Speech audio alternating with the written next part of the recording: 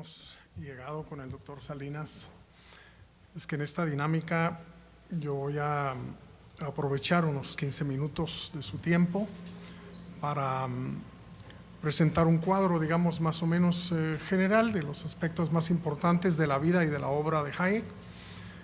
Y luego, pues, el doctor Salinas abordará algo un poco más concreto. Bueno, Hayek nació en 1899 y falleció en 1992, casi a la edad de 93 años. Su tarea intelectual la llevó a cabo en lugares tan diferentes como Austria, la ciudad donde había nacido, luego Londres, donde estuvo una buena parte de su vida intelectual, luego se trasladó a los Estados Unidos, donde estuvo casi 12 años, para luego regresar a profesar en la Universidad de Friburgo, en Alemania, donde finalmente falleció. Siendo joven, Hayek era admirador del socialismo. Nunca fue un socialista extremo, marxista, mucho menos, pero sí de un socialismo rosado, si usted quiere, light. Pero en el año de 1921, después de haberse graduado del doctorado en economía, llegó a trabajar a una oficina del gobierno austriaco, cuyo jefe era Ludwig von Mises. 5 años duró la relación laboral en esa oficina, pero fueron determinantes para el futuro intelectual de Hayek. Sobre todo la lectura de la interesante obra de Ludwig von Mises, El socialismo, terminó por cambiar rotundamente los intereses intelectuales del joven recién graduado. Porque también yo creo que hay conversiones no solo religiosas, sino también de carácter intelectual.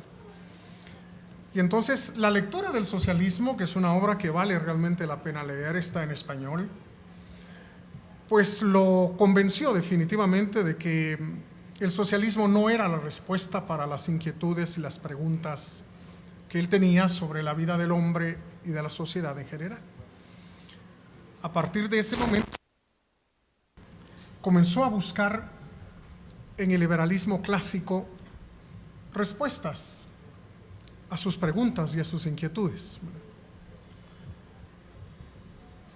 Pero no se trata realmente de un autor que haya venido simplemente a repetir lo que los clásicos, digamos, habían dicho. John Locke, John Stuart Mill, Adam Smith, su mismo mentor Ludwig von Mises, sino que Hayek se convirtió en alguien que estaba dispuesto a ver las fallas del pensamiento liberal, pero por supuesto también tenía interés en tratar de superar esos fallos que se venían arrastrando desde hacía algún tiempo. Entonces, eso lo convirtió prácticamente en miembro de la denominada escuela austríaca.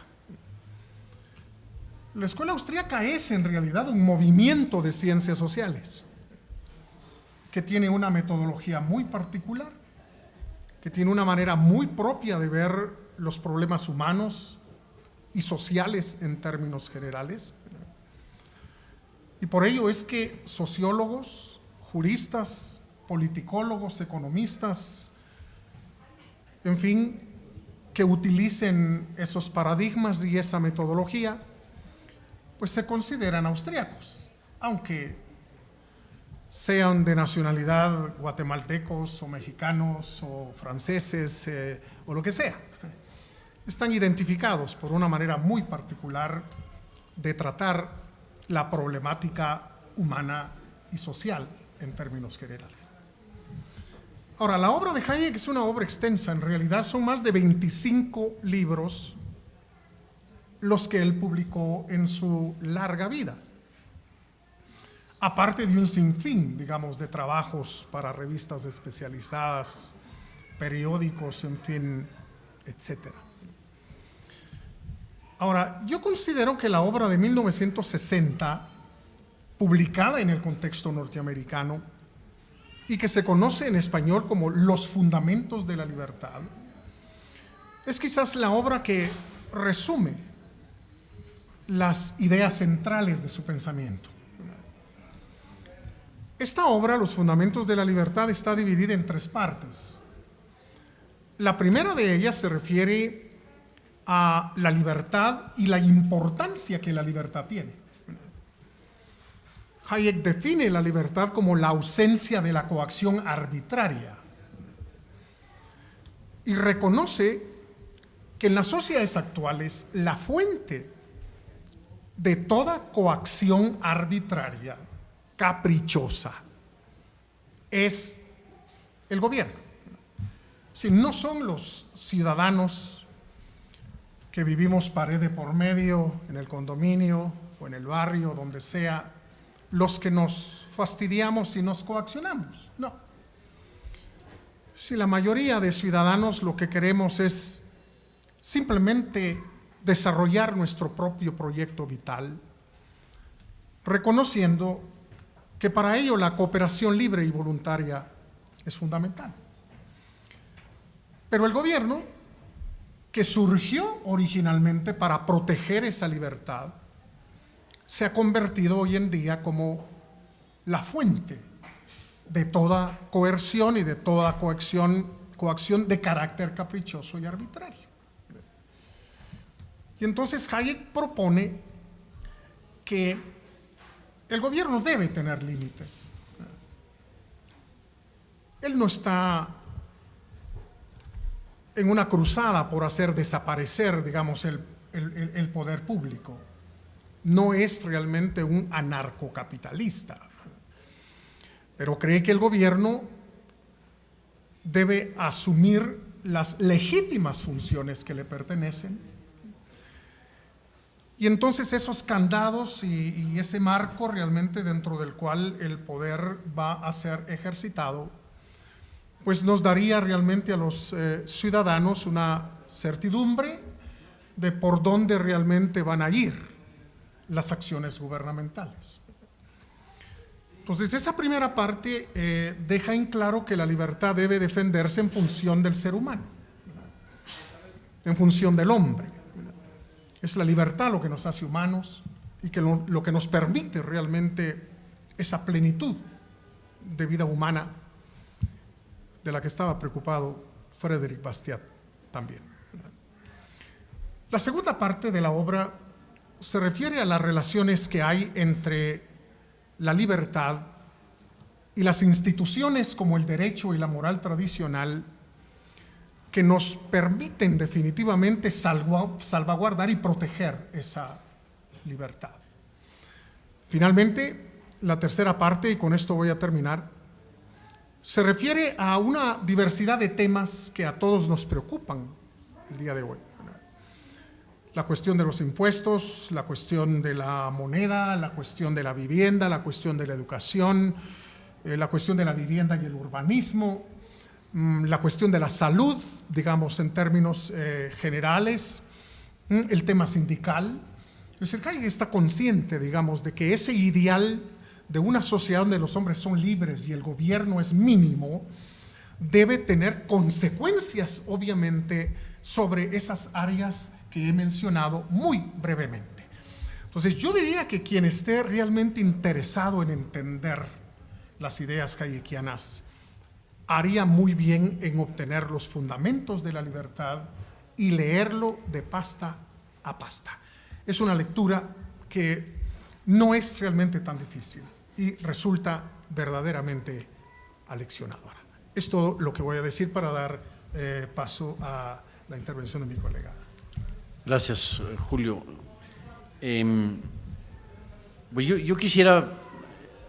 Yo quisiera complementar esta exposición del pensamiento de Hayek, subrayando lo que yo considero son temas de suma relevancia para los debates que estamos teniendo, no tan solo en México o en América Latina, sino el mundo en general, sobre todo en materia de políticas públicas.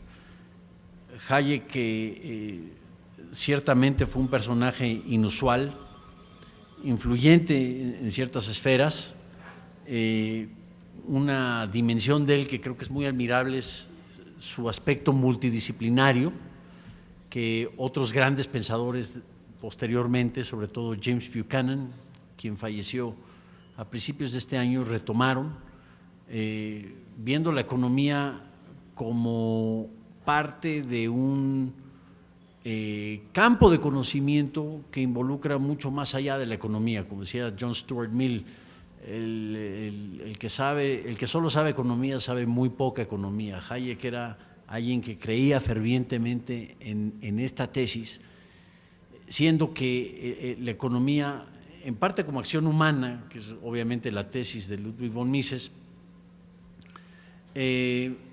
pero siendo una actividad humana, una actividad que es parte de un orden espontáneo. Este orden espontáneo no es meramente económico, también tiene una dimensión política, también tiene una dimensión jurídica, incluso podremos decir tiene dimensiones éticas extraordinariamente complicadas y que nos ilustran en una forma muy rica y creo que lamentablemente poco entendida las consecuencias que esto tiene para el ejercicio de la política pública y para el arte de gobernar.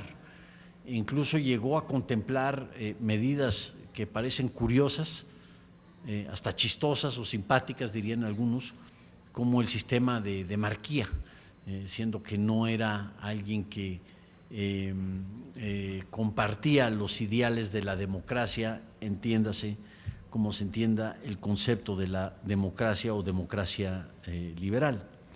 Es un personaje que ha inspirado investigaciones académicas importantes, sobre todo no tan solo los fundamentos de la libertad, sino también derecho, legislación y libertad, Law, Legislation and Liberty, que se publica el mismo año que el gran magnum opus de la justicia de John Rawls, Teoría de la Justicia, y donde incluso Rawls y Hayek tenían una conversación amena y abierta al respecto, y ambos pensaban que no estaban tan distantes uno del otro, a pesar de las diferencias sumamente notables en las tesis y sobre todo en el modo de presentación.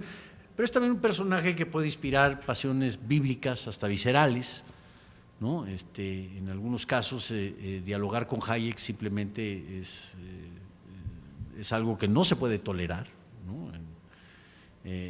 Digamos que objeto de boicot intelectual en diversos círculos, en un extraordinario compendio de autocrítica liberal en Letras Libres del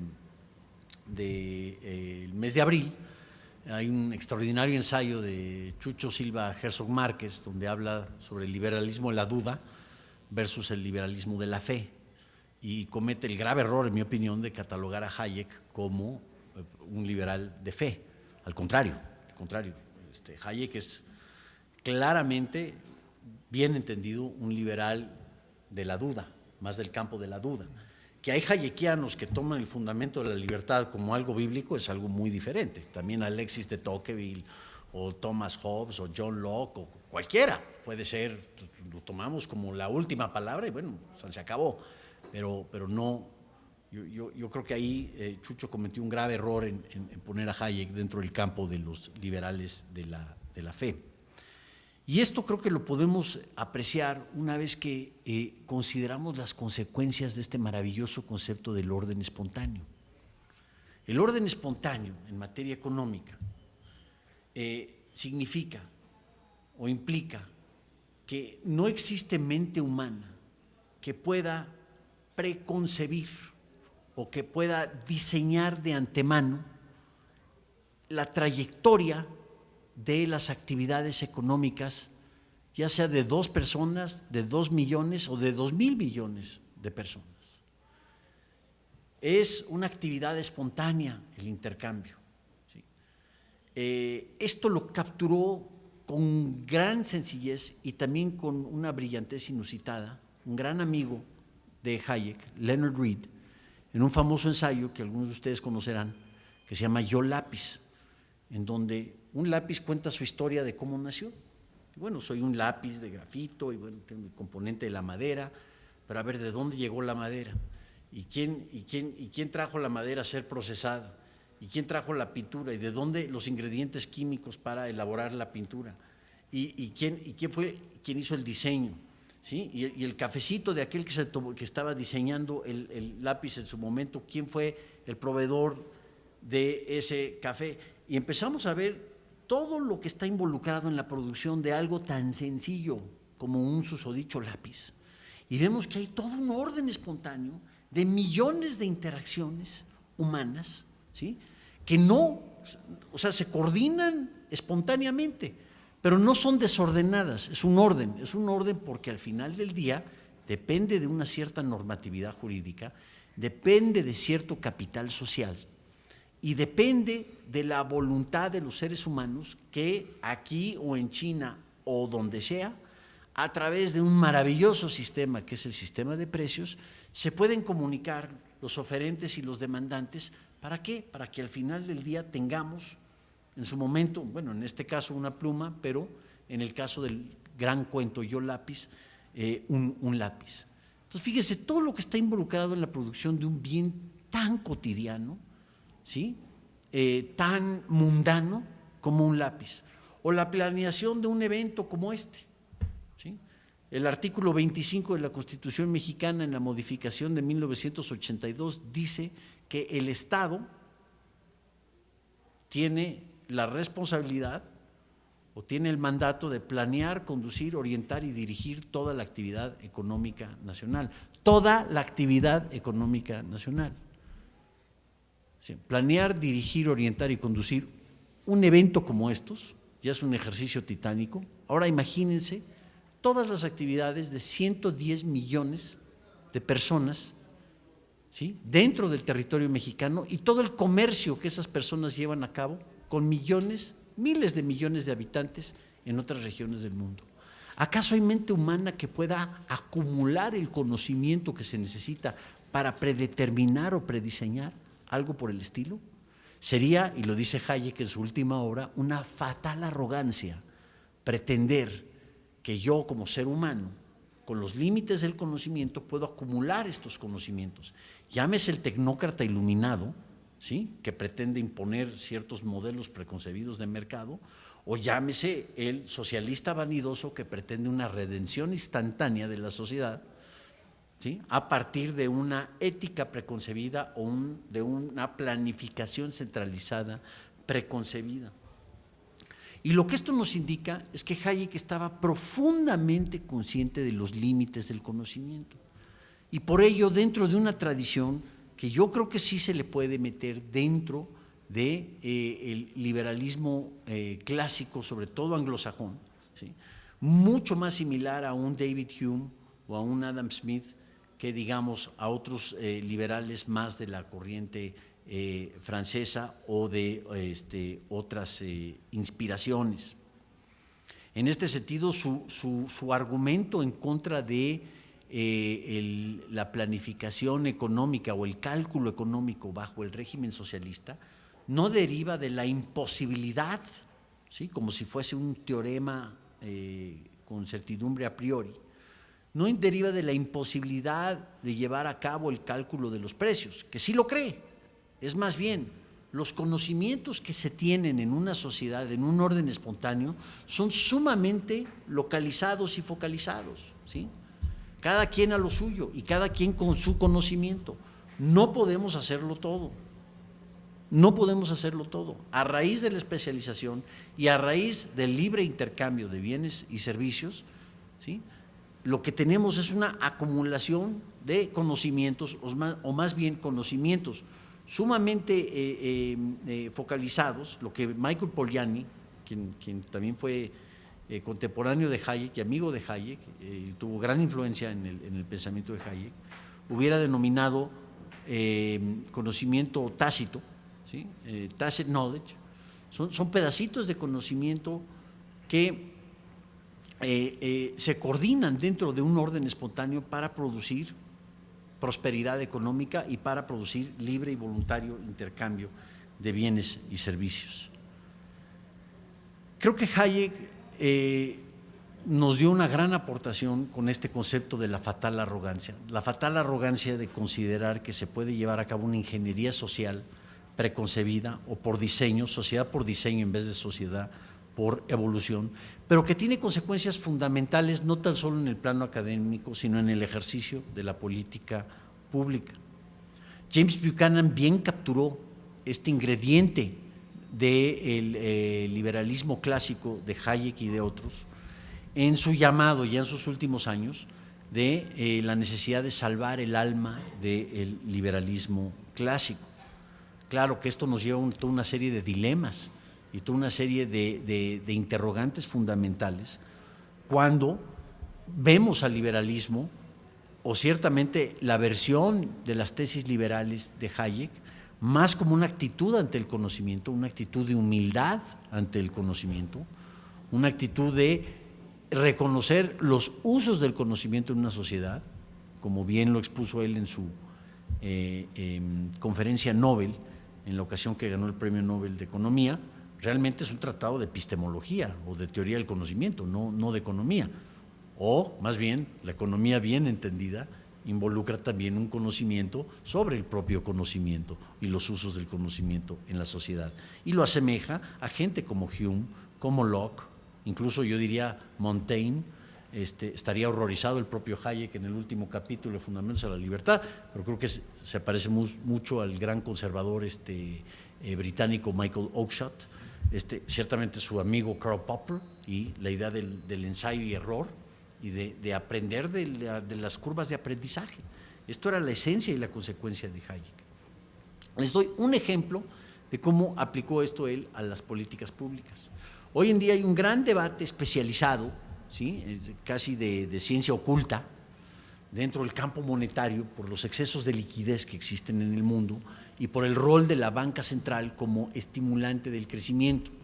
Y en México les encantaría a ciertos políticos dar un mandato dual al Banco de México para que, además de garantizar la estabilidad, sea garante del crecimiento, como si por arte de magia y con una varita mágica y acumulando un previo conocimiento podemos decir, si yo hago una emisión monetaria de tales o cuales proporciones o de acuerdo a tal o cual algoritmo, entonces mi tasa de crecimiento va a ser de 4.74 en vez de 3.82. ¿Sí? Vaya, Hayek pretendía quitarle el monopolio del dinero al Banco Central. Y en su momento, él llamó esto la desnacionalización del dinero. Y era algo descabellado pensar en la desnacionalización del dinero, que implica revocar el monopolio sobre el curso legal de la moneda.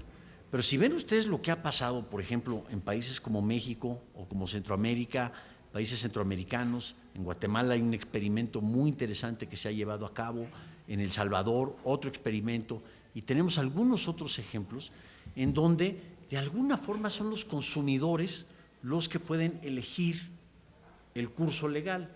En México no se puede pagar impuestos en dólares o en rupias o en la moneda que seleccionemos, pero prácticamente todo lo demás se puede hacer.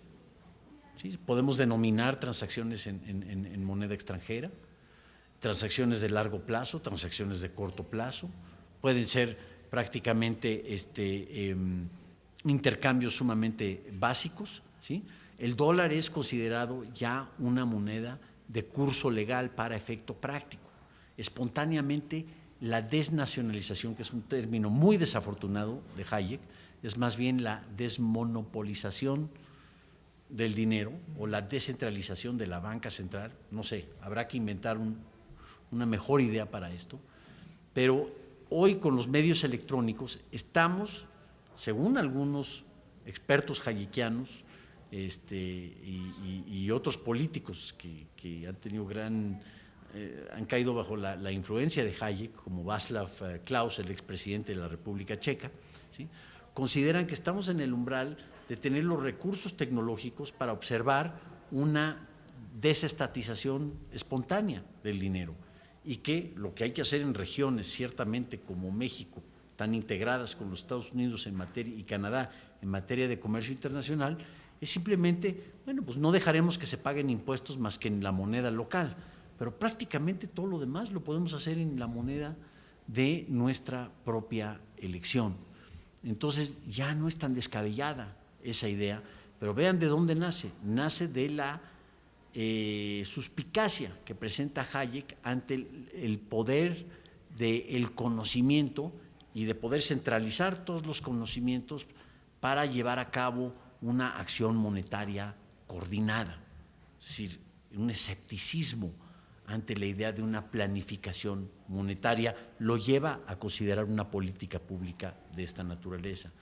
Y si ven sus demás recomendaciones de política pública, pues están muy en la línea de ese mismo escepticismo sobre la planificación central. El decir, no podemos confiar en el burócrata nalgón sabelotodo, ¿sí? Tenemos que confiar en nosotros mismos y en el hecho que nos comunicamos, ¿sí? A veces a través del lenguaje, pero a veces a través del sistema de precios.